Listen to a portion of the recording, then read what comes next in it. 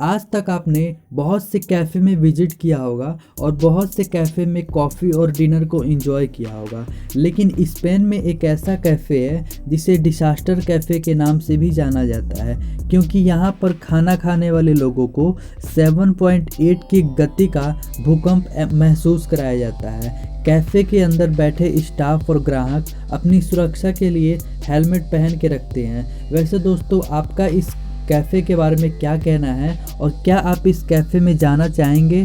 Comment में ज़रूर बताएं और ऐसे ही वीडियोस देखने के लिए चैनल को सब्सक्राइब कर दें और बेल आइकन को भी प्रेस कर दें।